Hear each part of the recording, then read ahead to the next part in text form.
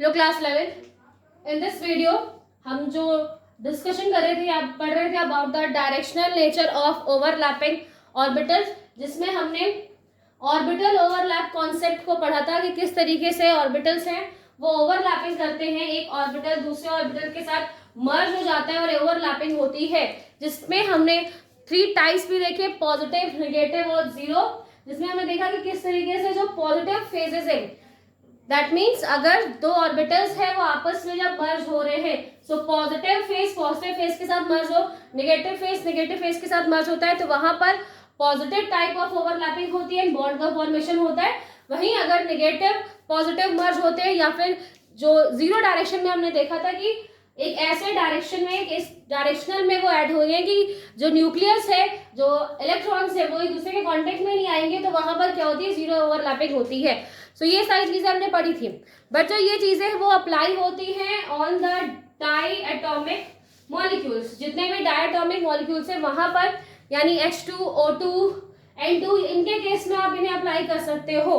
But जैसे कि मैंने आपको प्रीवियस से बताया था, जो पॉली एटॉमिक है, जिनमें एक से ज्यादा एलिमेंट्स मौजूद हैं, एक से ज्यादा एटम्स वहां पर मौजूद है, तो उस केस में ये ओवरलैपिंग ऑर्बिटल का जो फॉर्मूला है या जो स्ट्रक्चर है वो वर्क नहीं करता है। सो पहले हम यहाँ पर देखते हैं कि ऐसा क्यों है और किस तरीके से हम ओवरलैपिंग ऑर्बिटल्स को देखते हैं। तो पहले हम यहाँ बता दें कि फर्स्ट हमने देखा था जो ऑर्बिटल्स है, वहां पर हमने दो ऑर्बिटल्स की बात की। पहले हमने बात की थी एस ऑर्बिटल। एस ऑर्बिटल कैसा होता है, स्फीयर, एक स्फीयर के शेप का। सो अगर वो एक नॉर्मल स्फीयर के शेप का है, सो वहां पर डायरेक्शन का कोई रोल प्ले नहीं है, because there is no symmetry, no role of direction. किसी भी तरफ से कोई भी एटम आकर इससे ओवरलैपिंग कर सकता है, मर्ज कर सकता है, बिकॉज इसका शेप है वो कैसा है, स्फीयर। एंड वही हमने पी ऑर्बिटल्स को भी डिस्कस किया था। In case of P orbitals हमने 3 एक्सिस देखे थे, axis, X axis, Z axis and Y axis. Okay, जहां पर मैंने आपको बताया था कि कुछ इस तरीके से यहां पर ऑर्बिटल्स अरेंज होते हैं।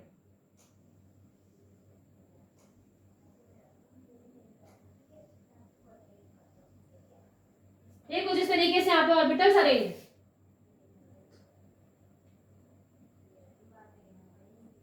ठीक है, P axis, P X, P Y और पी जेड, ये सारी चीजें हमने यहाँ पे बता दी थी। और मैंने आपको ये बताया था कि जो पी एक्स है, पी वाई और पी जेड है, वो जब सेम ऑर्बिटल्स के साथ, यानी पी एक्स के साथ ही कंबाइन होगा, पी वाई के साथ कंबाइन होता है, पी जेड ऑर्बिटल के साथ ही जब मर्ज होता है तब वहां पर बॉन्ड्स का फॉर्मेशन होगा, अदरवाइज बॉन्ड का फॉर्मेशन नहीं होता है।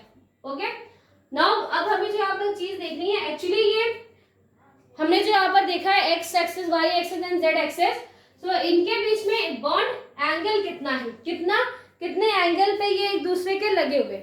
सो फर्स्ट, जैसे कि आपको यहाँ पर दिखाया जा रहा है P axis and Z axis, so वो कुछ इस तरीके से अरेंज है, जहां पर जो हमारा एक्स एक्सिस है, ये जो पी एक्स एक्सिस है वो कुछ इस तरीके से लगा हुआ है। ठीक है, एक सिंपल पी एस एक्सिस है। पी जेड एक्सिस यहाँ पर इस तरीके से अरेंज, एक ये है पी एक्स एक्सिस और इसके ही साथ में आपको एक पी जेड एक्सिस यहाँ पर दिखाई दे रहा है। सो इनके बीच में जो आपको कितना एंगल दिखाई दे रहा है, एक 90 डिग्री का एंगल आपको यहाँ पर दिखाई दे रहा है। वही अगर हम पी वाई की बात करें, सो ये जो पी वाई है ये एक्चुअली में इस तरीके से कुछ लगा हुआ है कि अगर यहाँ पर अगर आप इसे एक्सिस मानो तो ये इसका एक पोर्शन आगे के साइड है और एक पोर्शन आपको बोर्ड के पीछे के साइड मिलेगा, यानी कि ये कुछ इस तरीके से अरेंज। ठीक है, ये कुछ इस तरीके से अरेंज है, जहां पर ये आपका पी एक्सिस है, ये जेड एक्सिस है और ये क्या है यहाँ पर, ये वाई एक्सिस है। ये वाई एक्सिस अगर आप इस पी एक्सिस के साथ यानी पी एक्स के साथ अगर आप देखोगे तो यहाँ पर भी आपको क्या मिल रहा है, एक 90 डिग्री का एंगल मिल रहा है। और अगर आप उसको जेड एक्सिस के साथ भी देखोगे तो भी वहां पर आपको 90 डिग्री का एंगल मिलता है, बिकॉज ये क्या है, एक 3D स्ट्रक्चर है। एक 3D स्ट्रक्चर में आप जब इसे देख रहे हो तो हमें बोर्ड पर ही क्या इस तरीके से दिखता है, तो ये ऐसे नहीं लगा हुआ है, ये ऐसे नहीं है, ये बोर्ड एक 2D स्ट्रक्चर है, तो उसमें हम लिमिटेड बना सकते हैं। अगर आप उसे रियलिटी में देखोगे तो ये कुछ इस तरीके से अरेंज है, यानी उसका आधा पोर्शन आपको बोर्ड के बाहर दिखाई देगा और कुछ जो नेक्स्ट पोर्शन है वो बोर्ड के पीछे। तो यहाँ पर जो ये px है, ये pz है और ये py है, ये एक दूसरे से क्या है 90 डिग्री का एंगल बनाते हैं, एक दूसरे के साथ 90 डिग्री के एंगल के साथ लगे हुए। तो इस तरीके से सो बेसिकली मुझे बस ये बताना था आपको कि यहाँ पर जो इन case of p orbital, case of p orbital जो ये आपको यहाँ पर एक्सिस दिखाई दे रही है, ये एक्सिस एक्चुअली में एक दूसरे से क्या है 90 डिग्री के एंगल पर लगे हुए। ठीक है, यहाँ पर क्या है, यहाँ पर जितने भी एंगल्स हैं इन सबके बीच में क्या है 90 डिग्री का एंगल फॉलो हो रहा है। अब आप इसको इसके बीच में आपको समझ में आ रहा होगा, बट ये आपको समझ में नहीं आ रहा होगा, तो इसीलिए मैंने आपको वो बनाकर दिखाया कि किस तरीके से वो अरेंज है और यहाँ पर सब में क्या हो रहा है, एक 90 डिग्री का एंगल अप्लाई होता है। सो ये तो हमने डिस्कस कर लिया। नेक्स्ट हमने क्या बताया था कि अगर हम किसी पॉली एटॉमिक एलिमेंट्स का एग्जाम्पल लें, उसके केस में अगर हम ओवरलैपिंग करवाएंगे, इस डायरेक्शनल नेचर वाली ओवरलैपिंग को करवाते हैं, तो वो किस तरीके से होगा इन case of poly atomic element. तो यहाँ पर हम एग्जाम्पल ले रहे हैं CH4 यानी मेथेन का। CH4 में जो कार्बन है, कार्बन यहाँ पर कार्बन मौजूद है, इस कार्बन में जब आप इसका इलेक्ट्रॉनिक कॉन्फ़िगरेशन करोगे तो वो क्या आएगा 1s2, बिकॉज जो कार्बन है, कार्बन का एटॉमिक नंबर कितना होता है 6, एटॉमिक नंबर क्या आएगा 6, सो इसलिए 1s2 2s2 2p2, so 1s2 2s2 2p2। सो यहाँ से आपको दिखाई दे रहा है कि जो पहली शेल है, हमने आपको इसके प्रीवियस बता चुकी हूँ मैं आपको कि जो s ऑर्बिटल्स होते हैं, s ऑर्बिटल्स में मैक्सिमम 2 ही इलेक्ट्रॉन्स हो सकते हैं। सो वहां पर जस्ट 1 सब ऑर्बिटल बनेगा जिसमें 2 इलेक्ट्रॉन्स होते हैं। नेक्स्ट p जो ऑर्बिटल है उसमें मैक्सिमम 6 इलेक्ट्रॉन्स हो सकते हैं, सो वहां पर 3 सब ऑर्बिटल बनते हैं। तो ये पहले हमने कार्बन का 1s का ब्लॉक बना दिया जिसमें दोनों इलेक्ट्रॉन से इनका कोई रोल प्ले नहीं है, तो इनसे हमें कोई मतलब नहीं, इनके साथ हम कुछ नहीं करेंगे। नेक्स्ट जो 2s है, 2s कुछ इस तरीके से बना होगा जहां पर 2 इलेक्ट्रॉन है। आपको मैं बता चुकी हूँ कि इलेक्ट्रॉन्स की जो स्पिन होती है यानी उनका जो मूवमेंट है वो अलग अलग होता है, एक एंटी क्लॉकवाइज, एक क्लॉकवाइज और एक एंटी क्लॉकवाइज, इसीलिए हम यहाँ पर उनके साइंस को इस तरीके से बनाते हैं। नेक्स्ट यहाँ पर क्या है 2p, p में मैक्सिमम कितने इलेक्ट्रॉन्स हो सकते हैं 6 इलेक्ट्रॉन्स हो सकते हैं मैक्सिमम, इसलिए यहाँ पर 3 ब्लॉक्स। और यहाँ पर कार्बन के केस में कितने, कार्बन के केस में सिर्फ 2 है, सो 1 और 2। ये जो अभी मैंने आपको स्टेज बनाई है ये कैसी है, इसकी ग्राउंड स्टेट है, यानी ग्राउंड स्टेट। इसमें क्या कर रहा है, ये अभी किसी से रिएक्शन नहीं कर रहा है, किसी से रिएक्शन नहीं बना रहा है, कुछ भी नहीं कर रहा है, सो एक नॉर्मल स्टेज में अभी ये है।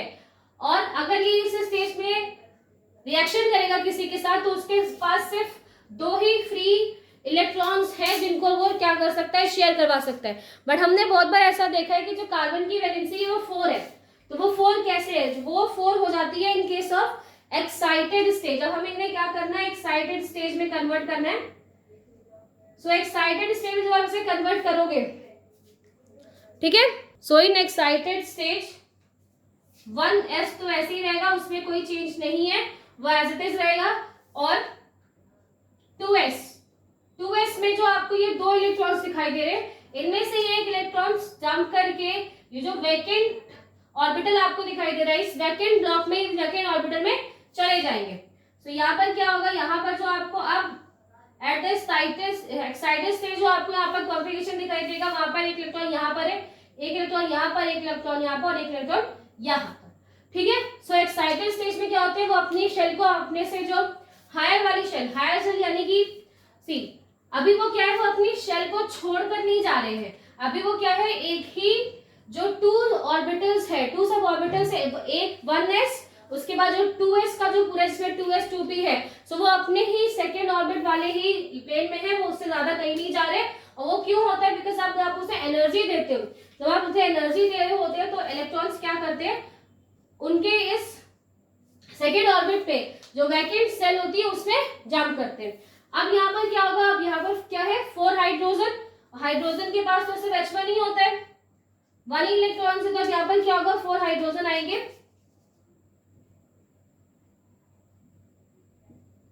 और उन सबके पास क्या होगा 1 इलेक्ट्रॉन्स, और ऑल्सो यहाँ पर जो कार्बन है उसके पास भी क्या है 1 इलेक्ट्रॉन्स है, तो यहाँ पे क्या होगी इनकी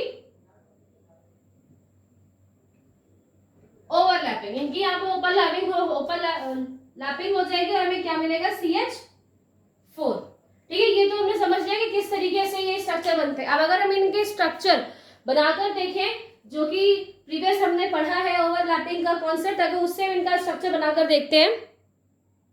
सो फर्स्ट हम क्या बनाएंगे, सिर्फ मैंने इतना ही रखा हुआ है क्योंकि हमें इतने ही शेल को बनाना है। तो यहाँ पर ये क्या है S, ये S है और ये 2p। अच्छा, वन मोर थिंग, 2p में क्या होता है XYZ, जैसे मैंने अभी यहाँ बताया था, तो ये PX है, ये PY, ये PZ। ठीक है, अब इसको हम बाय द ओवरलैपिंग जो कॉन्सेप्ट है उसके थ्रू बनाते हैं। तो यहाँ पे क्या है, पहले आपको 1s बनाना है। तो ये कार्बन का न्यूक्लियस है, पॉजिटिव चार्ज, और इस न्यूक्लियस के पास क्या है, पहले एक शेल है जो कि 2s का जो ये शेल है, यानी कि सब s ऑर्बिटल है, ये s ऑर्बिटल यहाँ पर इस तरीके से अरेंज। s ऑर्बिटल कैसा होता है, s ऑर्बिटल स्फीयर शेप का होता है, तो स्फीयर शेप का यहाँ पर है और वो आपको अरेंज दिखाई दे रहा है। अब हमें क्या बनाना है px, ये किसका है, ये px का है, क्योंकि मैंने अभी आपको बताया जब हमने कॉन्फ़िगरेशन किया तो वो 2x 2s और 2p बना हुआ था।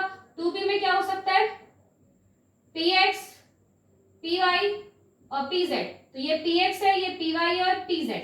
अब px को आप बनाइए तो px कुछ इस तरीके से बनेगा, ये न्यूक्लियस के बाद s शेल और ये क्या है, ये p ऑर्बिटल लगा हुआ है।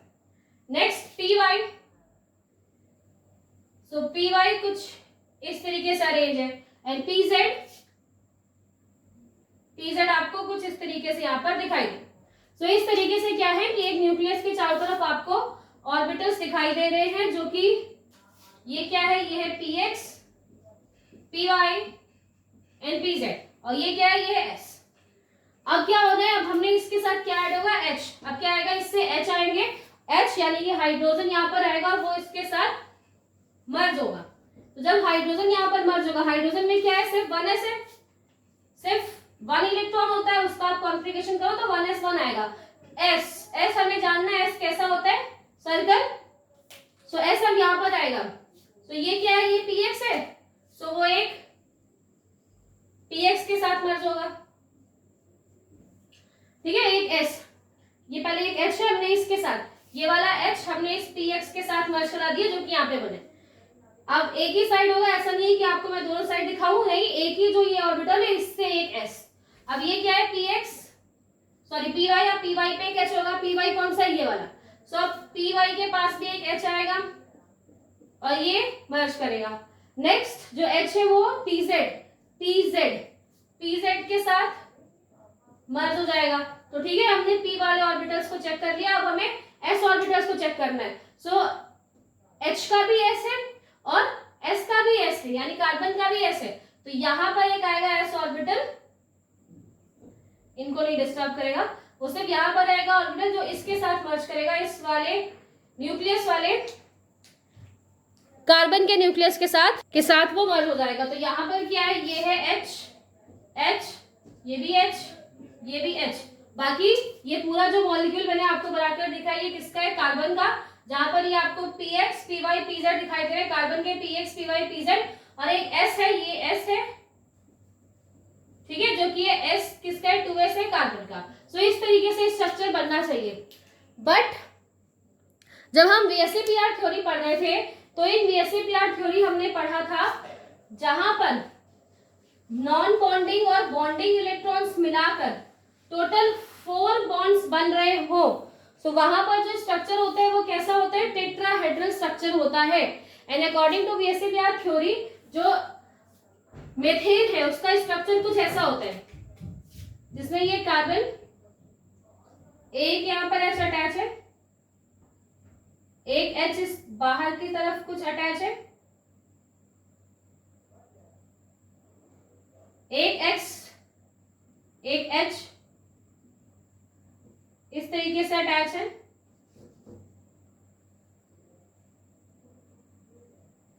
और एक H कहां पे अटैच होता है,